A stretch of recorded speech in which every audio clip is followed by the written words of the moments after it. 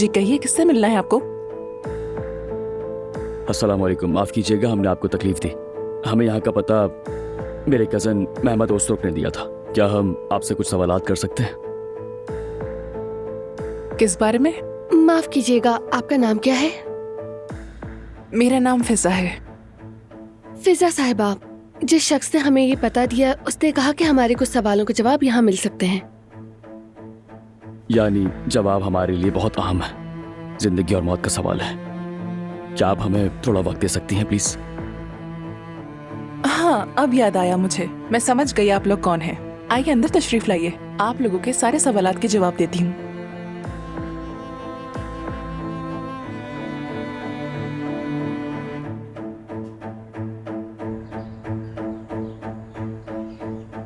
ये तुम क्या कह रही हो लड़की? तुम घर से नहीं निकाल सकती मुझे। ऐसा निकालूंगी कि याद रखोगी। मैं तंग हो चुकी हूँ इस जुल्म से और इस बेज़मीरी से।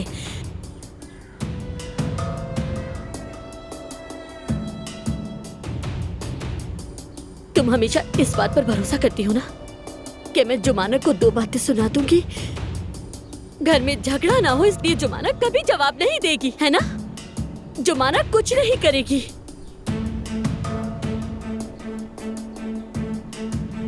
मैं जुमाना की हफ्तावार मजदूरी ले आऊंगी। घर के सुकून की वजह से वो अपने बाबा से कुछ नहीं कहेगी, क्योंकि जुमाना अच्छी है। जुमाना चुप रहती है। जुमाना बाज़मीर है, किसी से कुछ नहीं कहती। जुमाना का झगड़ा ना हो इसलिए चुप रहती है। आपने सोचा कि हमेशा ऐसे ही चलता रहेगा, है ना? लेकिन अब बहुत हो गया। अब बस।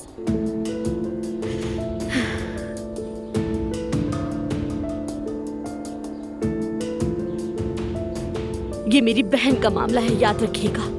अगर ये मेरी जान का मामला होता तो मेरी आंखों में आपको कोई नजर नहीं आता। ये मेरा घर है, आप निकले मेरे घर से। मैं आपकी तरह नहीं कर रही हूँ। याद है ना आपने मुझे कैसे दरवाजे से बाहर निकाला था? आपको लगता है आप मुझे अच्छी तरह जानती, मेरे ज़मीर पर भरोसा है। मैं आपको शाम तक का वक्त देती हूँ। तैयारी कर लें आप। जल्द से जल्द अपना सामान बांधे और उसके बाद मेरे घर से निकल जाए। हम कहाँ जाएंगे बेटी? मुझे नहीं मालूम। जब आपको खुद पर इतना भरोसा था और आपने बतूल की सरपरस्ती मुझसे छीन ली, तो आपने आगे का भी तो कुछ सोचा होगा ना फातिमा आपा। शाम को मिलते हैं।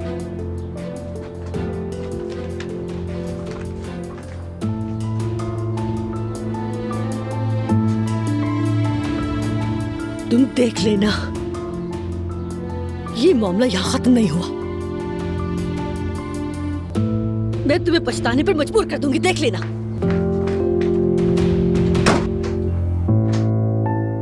आइए मलाहत साहिबा, आपका कमरा तैयार है।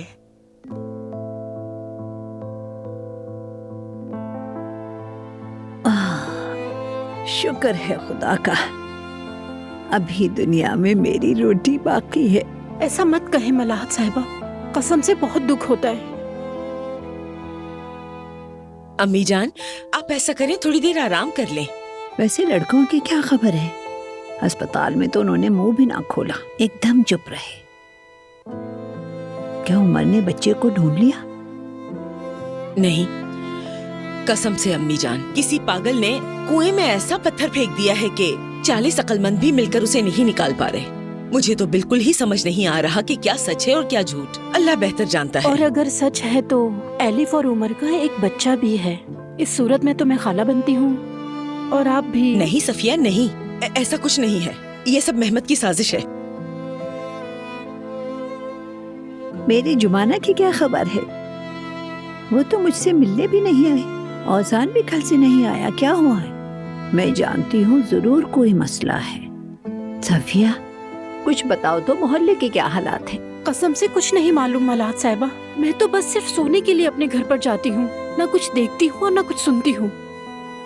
अम्मी जान, जोया उनके साथ है, अगर कुछ होगा तो वो हमें बता देगी। अगर कोई मसला ना होता तो जुमाना जरूर मेरे पास आती। खैर मैं दोपहर के बाद खुद उनके पास चली जाऊंगी। नहीं अम्मी जान नहीं, आप थोड़ा आराम करें, आज कमरे से बाहर ना निकले, ठीक है? अरे नहीं भाई, मैं तो कमरे में बेजार हो जाऊंगी, मैं घबरा जाऊंगी। और अब मुझे मत रोको।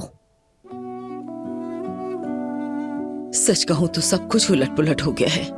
ओजान भी कैफे नहीं खोल पाया, मेरे बच्चे की खुशी भी अधूरी रह गई। अरे क्या पता, ये दो फ़ख्ताएं इफ्तिताह और निकाह एक साथ ही कर डाले, कुछ भी हो सकता है।